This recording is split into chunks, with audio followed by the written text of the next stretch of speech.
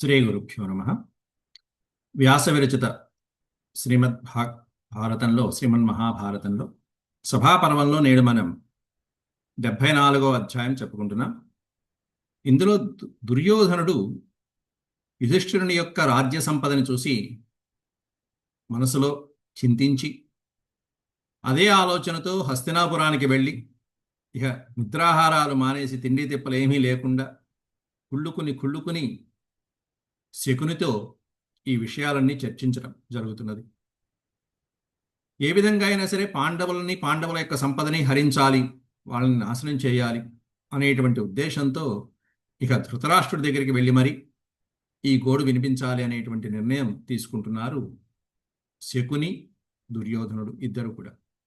నిన్నటి రోజున మనం చెప్పుకున్నాం, రాజసూయ యాగం అయిపోయిన తర్వాత అందరూ వెళ్ళిపోయిన తర్వాత దుర్యోధనుడు శకుని ఆ మయసభని ఆ ఇంద్రప్రస్థ సౌందర్యాన్ని చూస్తూ దుర్యోధనుడు మడుగులో పడిపోవటం, అలాగే ద్వారం లేని చోట ఉన్నట్టుగా భ్రమపడి నెత్తి కొట్టుకోవటం, ద్వారం ఉన్న చోటేమో లేదని చెప్పి ముందుకి తూలిపడి కింద పడిపోవటం, ఈ విధమైనటువంటివన్నీ కూడా దుర్యోధనుడికి ఎదురైనాయి. దాంట్లో ముఖ్యంగా మనం తెలుసుకున్న అంశం ఏంటంటే నిన్నటి పాఠంలో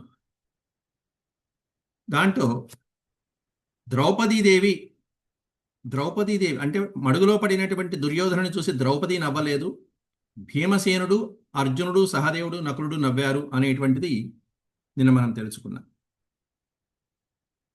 అలాగే మూల గ్రంథాలను చదవటం వలన ఎన్నో ముఖ్యమైనటువంటి విషయాలు తెలుస్తూ ఉంటాయి. ఇట్లా మనకి సినిమాల్లో వాటిల్లో మాత్రం ద్రౌపది నవ్వింది అనేటువంటిది మాత్రం చూపిస్తారు. అది చాలా తప్పు, పొరపాటు. అలాంటివన్నీ ఇట్లాంటివి వినటం వల్ల కానీ, లేకపోతే ఈ సంస్కృత మహాభారతము, వ్యాస భారతం, అలాగే ఆంధ్ర మహాభారతం ఈ చదవటం వల్ల మనం తెలుసుకోవాల్సినటువంటి ముఖ్యమైన సన్నివేశాలు. ద్రౌపది పాత్ర ఇందులో ఏమీ లేదు. ఆ విషయాలు ఇంకా ముందు ముందు ఎట్లా ఉన్నాయనేది కూడా, దుర్యోధనుడు వాటిని ఎలా వాడుకున్నాడు అనేటువంటిది కూడా మనం చూస్తాం. ముందుగా భగవత్స్మరణ చేసుకుని నేటి ప్రవచనాన్ని ప్రారంభించుకుందాం.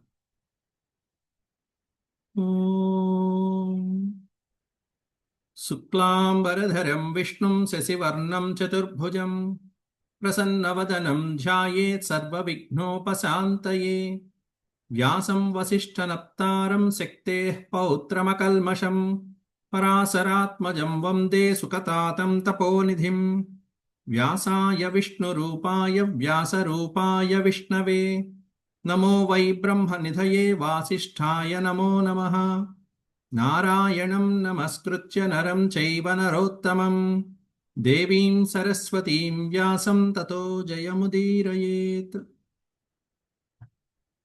74వ అధ్యాయం సభాపర్వం. ఇందులో మనం 20 శ్లోకాల వరకు నిన్నటి ప్రవచనంలో చెప్పుకోవడం జరిగింది. ఇక దుర్యోధనుడు శకునితో అంటున్నాడు, వీళ్ళిద్దరూ కూడా పాండవుల యొక్క అనుమతి తీసుకుని హస్తినాపురానికి వెళ్ళిపోవడం జరిగింది. హస్తినాపురానికి కూడా కుమిలిపోతూ కుళ్ళుకుంటూ ఏడ్చుకుంటూ వెళ్ళాడు పాపం. ఎందుకంటే ధర్మరాజుకున్నటువంటి అపురూపమైనటువంటి సంపద చూసి, రాజులు ఇచ్చినటువంటి కానుకలు చూసి, రాజులందరూ వశమైపోవడం చూసి కుళ్ళుకుంటూ వెళ్ళాడు. శకునితో అంటున్నాడు దుర్యోధనుడు, దృష్ట్వేమాం పృథివీం కృత్స్నాం యుధిష్ఠిరవశానుగాం జితామస్త్రపతాపేన శ్వేతాశ్వస్య మహాత్మనః. మొత్తం ఇమాం పృథివీం యుధిష్ఠిర వశానుగాం, యుధిష్ఠిరుడి యొక్క వశంలోకి వచ్చేసినటువంటి భూమండలం అంతా చూస్తే ఆశ్చర్యంగా ఉంది మామ, శకుని మామ. రాజులందరూ తెచ్చేశారు, కప్పాలు కట్టేశారు, అందరూ రాజసూయాగానికి వచ్చారు, చక్కగా వాళ్ళు కానుకలు తెచ్చారు, ధర్మరాజు ఇచ్చినవి తీసుకువెళ్ళారు. అట్లా యుధిష్ఠిరుడి యొక్క వశంలోకి వచ్చిన ఈ భూమండలాన్నంతా చూస్తే అందులోనూ అస్త్రప్రతాపేన ఈ పాండవుల యొక్క సోదరులు ఎవరైతే ధర్మరాజు సోదరులు ఉన్నారో ఆ నలుగురు మొత్తం గెలుచుకొచ్చేశారు 4 దిక్కులకు వెళ్ళి. అందులో ముఖ్యంగా అర్జునుడు చూపించినటువంటి అస్త్ర ప్రతాపంతో శ్వేతాశ్వస్య మహాత్మనః, అది కూడా ఎవరిది అంటే శ్వేతాశ్వస్య, తెల్లటి అశ్వములు కలిగినటువంటి వాడు ఎవరైతే ఉన్నారో అర్జునుడు. అట్లాంటి అర్జునుడి యొక్క ప్రతాపము, ఆ అశ్వప్రతాపం చూసి, వాడు కొట్టుకొచ్చినటువంటి అద్భుతమైనటువంటి సంపదలు చూసి ఓ, ఇక మాటలు రావట్లేదు దుర్యోధనుడికి ఇంకా. అట్లా ఉంది పరిస్థితి. తం చ యజ్ఞం తథా భూతం దృష్ట్వా పార్థస్య మాతుల. పార్థస్య మాతుల, హే మాతుల, మామయ్య శకుని మామ, పార్థస్య తం చ యజ్ఞం దృష్ట్వా, ఆ ధర్మరాజు చేసినటువంటి ఆ రాజసూయ యాగం చూసి, ఆ సంపదలు చూసి, ఆ రాజ్య సంపదలు చూసి ఎలా ఉందంటే, యథాశక్రస్య దేవేషు తదాభూతం మహాద్యుతే. గొప్ప కాంతిమంతుడైనటువంటి కీర్తిమంతుడైనటువంటి దేవేంద్రుడి యొక్క, దేవేషు శక్రస్య, దేవతలకి దేవేంద్రుడైనటువంటి శక్రుడు చేసినటువంటి ఆ ఇంద్ర స్వర్గలోకంలో చేసినటువంటి యాగము, ఆ కీర్తి ప్రతిష్టలు ఎలా ఉన్నాయో తథాభూతం, ఆ విధంగా ఉంది. భూలోకంలో ఇట్లాంటి యాగము, ఇలాంటి సభ, ఇలాంటి లోకము ఇంకెక్కడా మనం చూడం. అమర్షేణ తు సంపూర్ణో దహ్యమానో దివానిశం శుచిశుక్రాగమే కాలే శుష్యే తోయమివాల్పకం. అమర్షేణ తు సంపూర్ణో దహ్యమానః దివానిశం. రాత్రింపగళ్ళు ఇవే ఆలోచనలతో నా హృదయం దహించుకుపోతుంది మామయ్య శకుని మామ అంటున్నాడు. సిగ్గు లేకుండా చెప్పుకుంటున్నాడు దుర్యోధనుడు ఇక్కడ. అమర్షేణతు, కుళ్ళుతో, ఈర్ష్య అసూయలతో నాకు చాలా రాత్రింబగాళ్ళు ఇదివే ఆలోచనతో నిద్ర పట్టట్లేదు, దహించిపోతుంది దేహం అంతా కూడా అని సిగ్గు లేకుండా చెప్పుకుంటున్నాడు దుర్యోధనుడు ఇక్కడ. అది వాడి బతుకు. శుచి శుక్రాగమే కాలే. శుచి శుక్రాగమే కాలే అంటే వేసవి ఋతువుల్లో, వేసవి కాలంలో బాగా ఎండలు మండిపోతూ ఉంటే ఈ జలాశయాలలో ఉన్నటువంటి జలమంతా ఇంకిపోతూ ఏదో కొద్దిగా ఉన్నటువంటి జలం, తోయమివ అల్పకం. అల్పకం తోయమివ, ఉన్న కాస్త నీరు కూడా శుష్యే, ఎండిపోతే ఎలా ఉంటుందో అలా ఉంది నా హృదయం. ఆ వేడి తాపానికి కొద్దిగా నీరు ఉంది, ఆ కొద్ది నీరు కూడా జలాశయంలో ఇంకిపోతే ఇంకే ఉంటుంది, అలా ఉంది నా లోపల హృదయం. అలా దహించుకుపోతుంది ఆ వేడి తాపానికి, సూర్యతాపానికి. ఏం తాపమే అంటే ధర్మరాజు, ఆ రాజ్య సంపద, వాళ్ళ యొక్క ప్రతాపాలు, ఆ రాజులు అందరూ వశమైపోవడం, ఇవన్నీ చూస్తుంటే వీడికి లోపల అసలు దహించుకుపోతున్నాడు, అగ్ని మండిపోతుంది. ఇది దుర్యోధనుడి యొక్క నైజం. అది పశ్య సాత్వత ముఖ్యేన శిశుపాలో నిపాతిత. సాత్వత ముఖ్యుడు అంటే శ్రీకృష్ణ పరమాత్ముడు. ఆ శ్రీకృష్ణ పరమాత్ముడి చేత శిశుపాలో నిపాతిత, రాజసూయ సభలో అంతమంది రాజుల మధ్యలో, వేలాది మంది, లక్షలాది మంది మధ్యలో శిశుపాలుడు ఏ విధంగా సంహరించబడ్డాడు సుదర్శన చక్రాయుధంతో. ఒక్కడు అబ్జెక్ట్ చేశాడా? ఒక్కడన్నా ఎదురు తిరిగాడా? అందరూ నోళ్లు మూసుకుని కూర్చున్నారు అక్కడ. శ్రీకృష్ణ పరమాత్ముడు ఓ పక్కన, అటు భీమార్జునతో కూడుకున్నటువంటి పాండవుల బలం ఓ పక్కన. ఇంకేం కావాలి? ఎవ్వరూ లేవరు ఇంకంతే. భీష్ముడు పట్టు కూర్చున్నాడు ఒక పక్కన. భీష్ముడే కాదు, చిన్నపిల్లవాడైన సహదేవుడు కూర్చున్నాడు. ఎవడైనా రాజు లేచాడంటే వాడి శిరస్సు మీద నా పాదం పెడతానన్నాడు, తొక్కేస్తానన్నాడు అంతే. భీష్ముడు అదే మాట. నచ తత్ర పుమానాసీత్ కశ్చిత్ తస్య పదానుగః. తస్య పదానుగః నచ పుమాన్. పుమాన్ అంటే పురుషుడు. ఒక్క పురుషుడు, ఒక్క మగవాడు లేవల రాజ్యసభలో శిశుపాలుని సంహరించినటువంటి సందర్భం. నచ తత్ర పుమాన్ ఆసీత్. పుమాన్ అంటే పురుషుడైనటువంటి వాడు ఒక్కడు లేడు ఆ రాజ్యసభలో ఎదుర్కొని పోరాడగలిగినటువంటి వాడు. శ్రీకృష్ణ పరమాత్ముడు అలా సంహరించాడు శిశుపాలుని. ఆ సంహార ఘట్టం చూసి ఒక్కడు లేవల, కిక్కురు మనకంటే నేనేం చూడాల అంటూ కూర్చున్నారు. అది పరిస్థితి. దహ్యమానా హి రాజానః పాండవోత్థేన వహ్నినా. అక్కడ ఉన్నటువంటి రాజులందరూ ఆ సమయంలో ఏమైపోయారు? పాండవోత్థేన వహ్నిన, పాండవులు అనేటువంటి అగ్నిజ్వాలల చేత దగ్ధమైపోయినటువంటి వాళ్ళలాగా కూర్చున్నారు అక్కడ, ఏమి చేయలేక. పాండవుల యొక్క ప్రతాపం అనేటువంటి తేజస్సు ఆ అగ్నితో దహ్యమానాహి రాజానః, దగ్ధమైపోయినటువంటి వీరులా కూర్చున్నారు అక్కడ. వాళ్ళు మూసుకుని కూర్చున్నారు అంతే, ఏమి చేయలేకపోయారు. అది ప్రతాపం అంటే, అది అర్జునుడు అంటే, అది దైవబలం, శ్రీకృష్ణ అనుగ్రహం అంటే. ఇదంతా చూసేటప్పటికి దుర్యోధను, బాబోయ్ వీళ్ళతో పెట్టుకోవటమా, ఏం చేయాలి, కాబట్టి యుద్ధంలో జయించలేం కాబట్టి వీళ్ళని కపటోపాయాలతో జయించాలన్నట్టుగా వెళ్తున్నారు ఇక మార్గం. అందుకని వీడి ఆ రేంజ్లో ఉంది. పాండవులు మనం గెలవలేము, తర్వాత అడ్డొచ్చినటువంటి కృష్ణుడు ఇంకా భయంకరుడు. చూసాం ప్రతాపం ఎట్లా ఉంటుంది. మహాభారత సంగ్రామంలో కూడా ఇలాగే జరుగుతుంది దుర్యోధనుడి యొక్క పన్నాగాలు.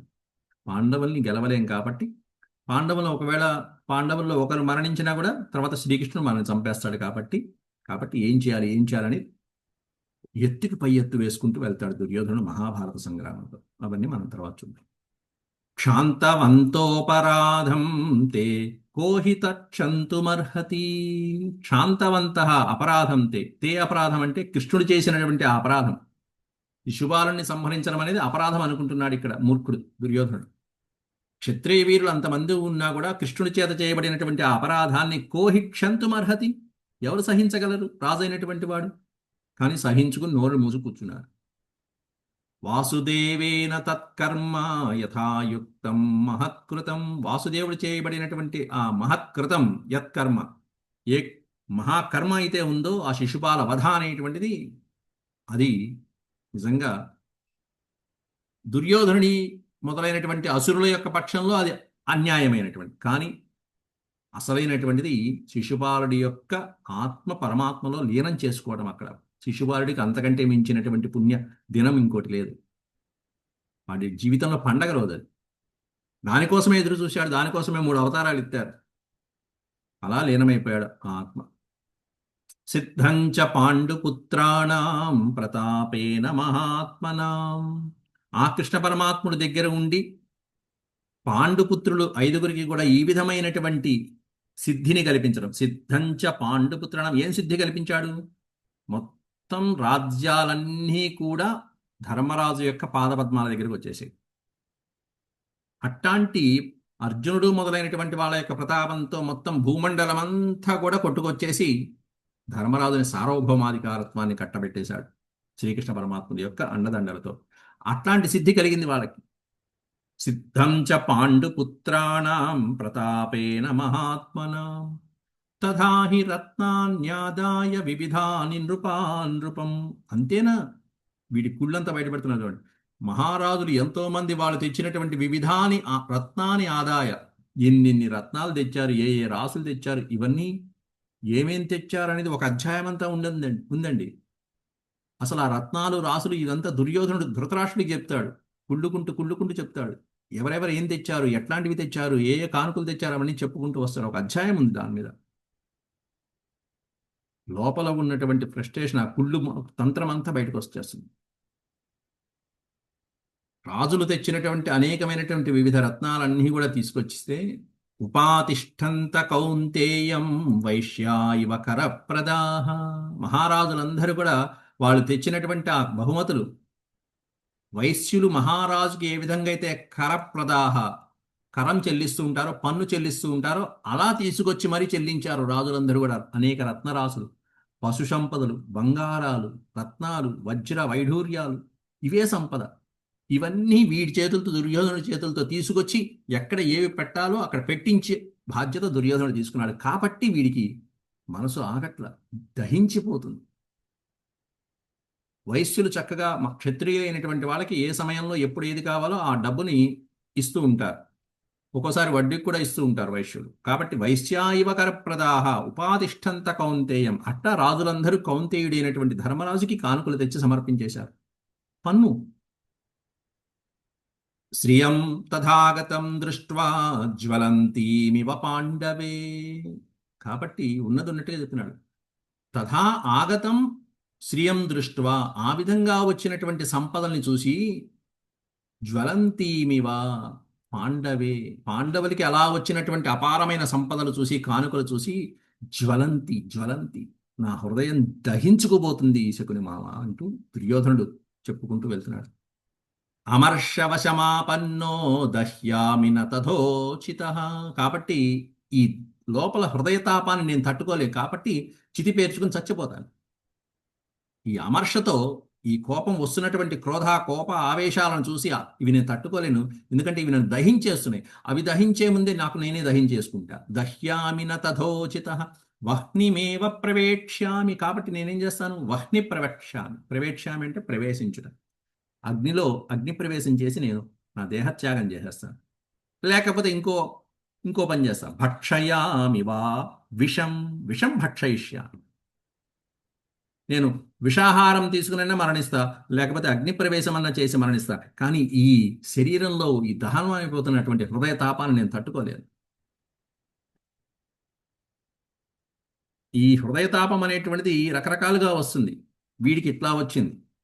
భక్తులైనటువంటి వాళ్ళకి భగవంతుడి మీద ప్రేమతో వస్తుంది హృదయతాపం అనేటువంటి.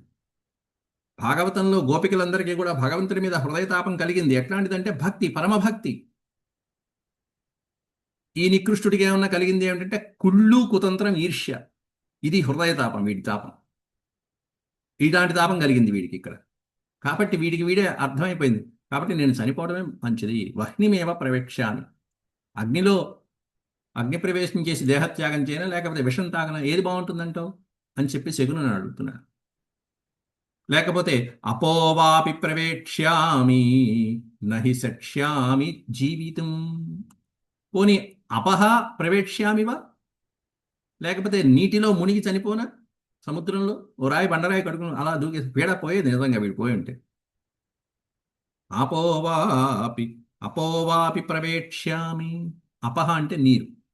పోనీ నీటిలో, నీటి మడుగులో మొత్తం సముద్ర గర్భంలోకి అట్లా వెళ్ళిపోయి అక్కడ జలగర్భంలో అక్కడ వాసం చేసేసి అక్కడ ప్రాణాలు వదిలేసేనా. ఎందుకంటే నహి శక్ష్యామి జీవితం. నేను జీవించలేను ఇంకా, ఈ జీవితం ధరించలేను ఇంకా. నశక్ష్యామి అంటే నా వల్ల కాదు.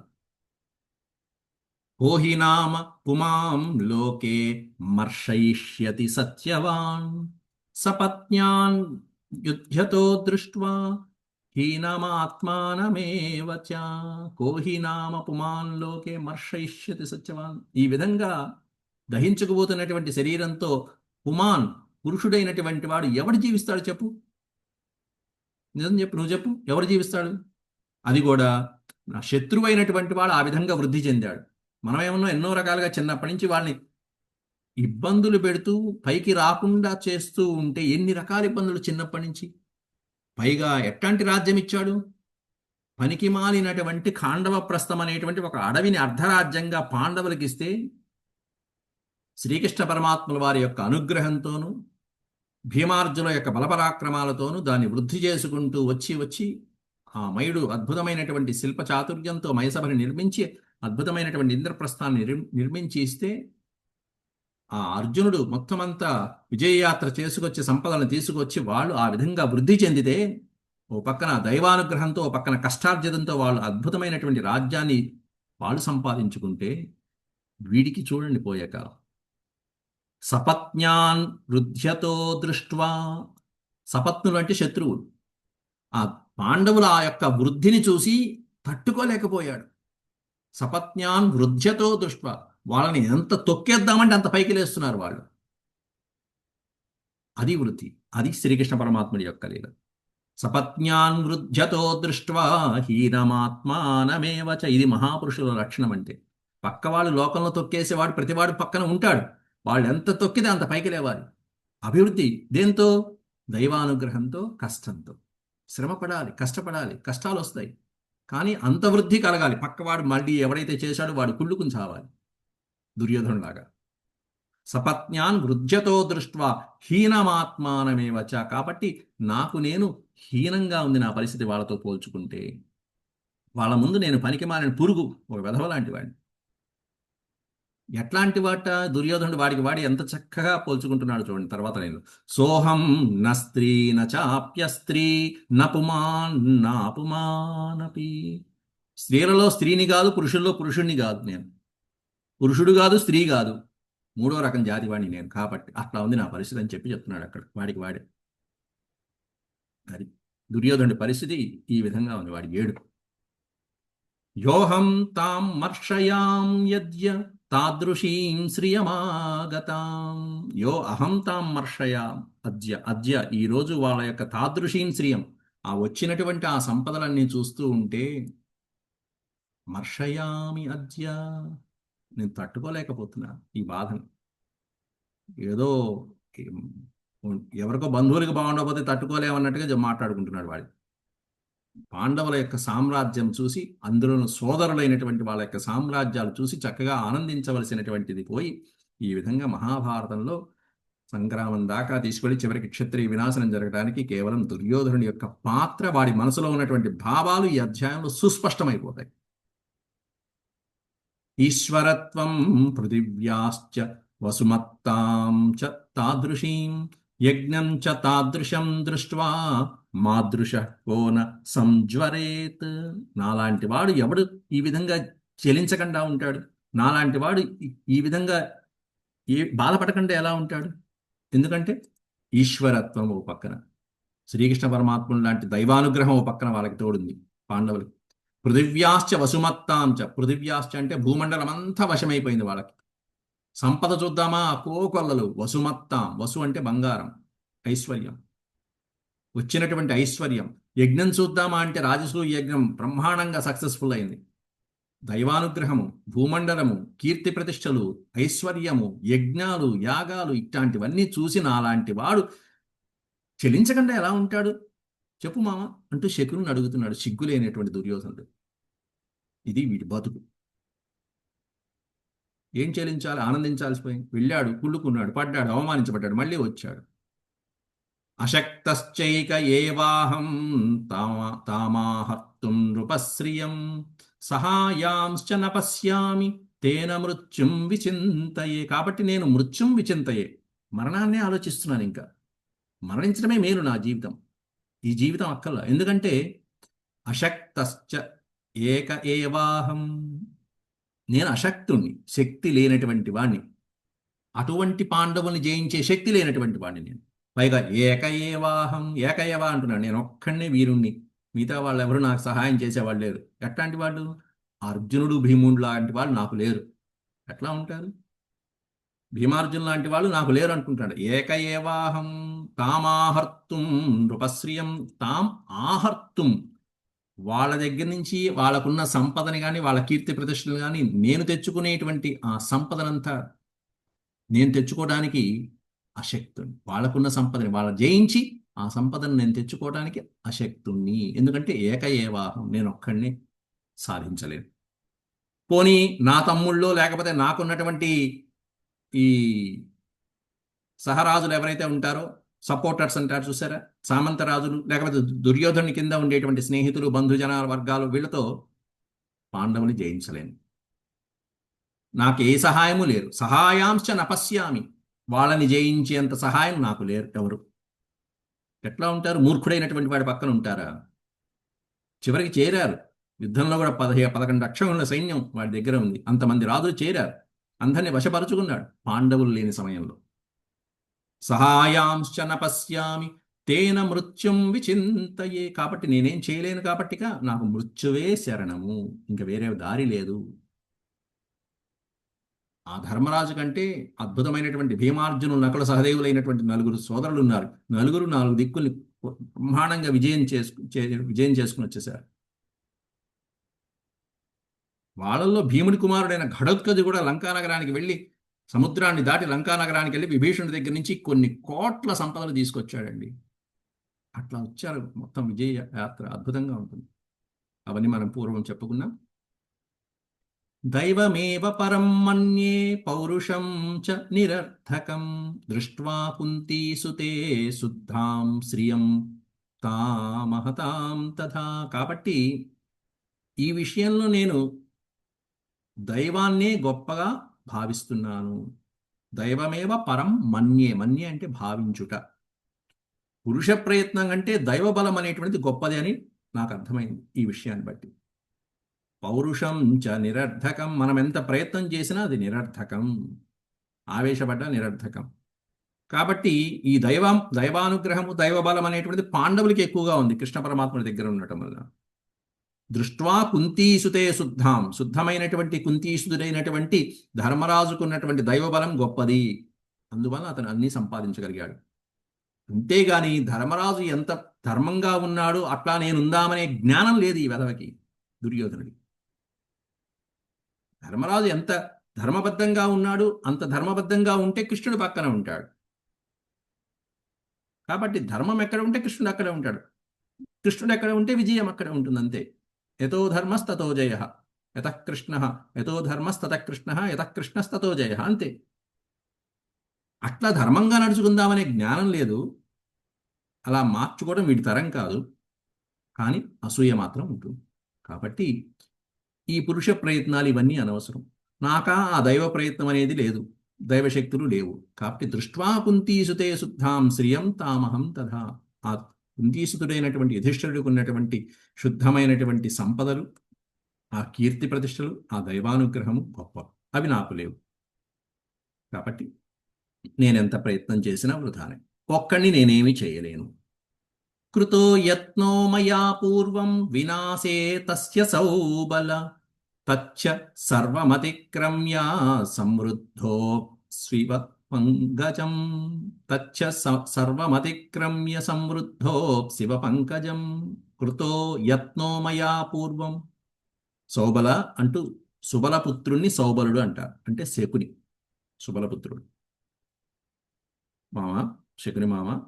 మయా పూర్వం తస్య వినాశే, తస్య వినాశే యత్నః కృతః. చెప్పేస్తున్నాడు వాడి మాటలోని సిగ్గు. ఎన్నో ప్రయత్నాలు చేశాను పాండవుల యొక్క వినాశనానికి. తస్య వినాశే మయా యత్నః కృతః, ప్రయత్నః కృతః. పాండవుల యొక్క వినాశనం కోసం ఎన్నో ప్రయత్నాలు చేశాను. ఎన్ని ప్రయత్నాలు చేసినా వాళ్ళు ఏం జరుగుతుంది? సమృద్ధోపి, సమృద్ధ, సమృద్ధ అంటే వృద్ధి చెందుతూనే ఉన్నారు. ఎంత తొక్కుతుంటే అంత పైకి లేస్తున్నారు. సర్వమతిక్రమ్య సమృద్ధ, సమృద్ధోప్స్వివ పంకజం. పంకజం అంటే ఆ బురదలో అలా తొక్కిబడినటువంటి, ఆ బురదలో వేసినటువంటి విత్తనం కూడా అలా పైకి లేచి చక్కగా పంకజం పైకి లేస్తూ ఉంటుంది విత్తనంగా మారి. అలా సర్వమతిక్రమ్య సమృద్ధోపీవ. అవన్నీ ఆ కష్టాలని కూడా అధిగమించి వాళ్ళందరూ కూడా ఈ విధంగా వృద్ధి చెందుతుండడం చూసి చాలా ఆశ్చర్యంగా ఉంది. ఎన్ని ప్రయత్నాలు చేశాను వాళ్ళని సంహరించడానికి, వాళ్ళని చంపడానికి. మొదట్లోనే అయిపోయింది. లక్క ఇంట్లో జరిగింది ఏమిటి? అట్లాంటివన్నీ ప్రయత్నాలు చేసినా కూడా వీళ్ళు ఈ విధంగా వృద్ధి చెందుతున్నారు. ఇంకా నా పరిస్థితి ఏమిటి? కాబట్టి తేన దైవం పరం మన్యే. కాబట్టి దైవమే గొప్పది మన పురుష ప్రయత్నం కంటే. ఏమిటి వీడి పురుష ప్రయత్నం? వీడి బొంద అన్యాయం చేసి చంపాలని ప్రయత్నం చేశాడు. ఇది ప్రయత్నమా? కాబట్టి మన ప్రయత్నానికంటే మించింది వెనకాల ఒకటి ఉంది. అదేమిటంటే దైవం. దైవం చూస్తూనే ఉంటుంది. అన్యాయం ఉన్న చోట వేస్తూనే ఉంటుంది. అంతే. ధర్మం ఉన్న చోట దైవం ఉంటుంది. తేన దైవం పరం మన్యే పౌరుషం చ నిరర్ధకం. కాబట్టి మన పురుష ప్రయత్నాలు ఇక నిరర్ధకం. కాబట్టి మనం ఏం చేయాలంటే చావటమే మంచిది. అంతే. చస్తే పోయేది. ధార్తరాష్ట్రశ్చ హీయంతే పార్థావర్ధంతి నిత్యసః. ఎంత ప్రయత్నించినా ధార్తరాష్ట్రులైనటువంటి మా బతుకులేమన్నా హీయంతే, రోజు రోజుకి హీయంతే, నశించి క్షీణించి కృషించిపోతున్నాయి. అక్కడ పార్థాహ వర్ధంతి నిత్యసః. పాండవులేమన్నా రోజు రోజుకి నిత్యము వాళ్ళ జీవితాలు వర్ధిల్లుతూ ఉన్నాయి, వృద్ధి చెందుతూ ఉన్నాయి. కృష్ణస్తు సుమనాస్తేషాం వివర్ధంతి సంపదః. సోహం శ్రియం చ తాం దృష్ట్వా సభాంతాం చ తదా విధాం. శ్రీకృష్ణ పరమాత్ముని యొక్క అనుగ్రహంతో వాళ్ళ సంపదలు అలా వృద్ధి చెందుతూ ఉన్నాయి. సోహం శ్రియం తాం దృష్ట్వా. అటువంటి సంపదను చూసి, అంతేకాకుండా అటువంటి సభలను చూసి, మయసభ, ఇంద్రప్రస్థాది సభలను చూసి, ఆ శిల్ప చాతుర్యం చూసి,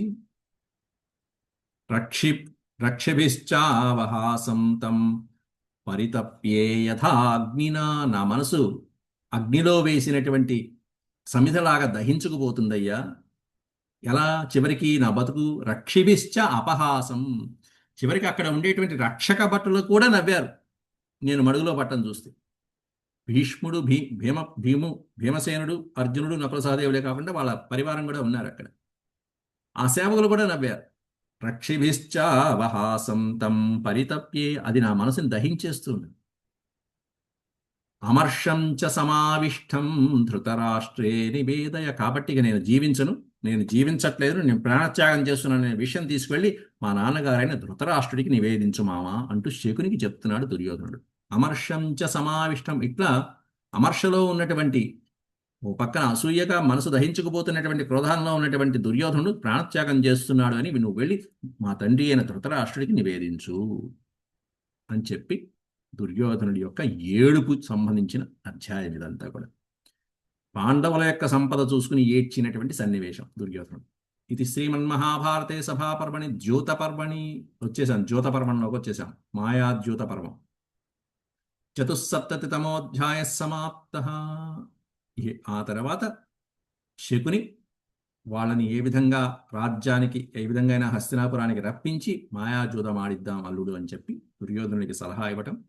కాబట్టి మాయాజూదం ఆడాలంటే తండ్రి ఒప్పుకోవాలి. కాబట్టి ధృతరాష్ట్రుడి దగ్గర లేనిపోనివన్నీ చెప్పి పాండవుల్ని పిలిపించడం ఇవి రాబోయే అధ్యాయాల్లో ఘట్టాలు. సభలో మాయాజూదం ఆడటం, పాండవుల్ని ఓడపట్టడం, ద్రౌపదిని అవమానించడం, ఇవన్నీ కూడా ఇక్కడ ఈ అధ్యాయంలో చివరి ఘట్టాలు ఇవన్నీ కూడా. ఓం శాంతి శాంతి శాంతి. యదక్షరపద భ్రష్టం మాత్రాహీనం చ యద్భవేత్ తత్సర్వం క్షమ్యతాం దేవ. నారాయణ నమోస్తుతే. సర్వం శ్రీకృష్ణార్పణమస్తు. హరి ఓం.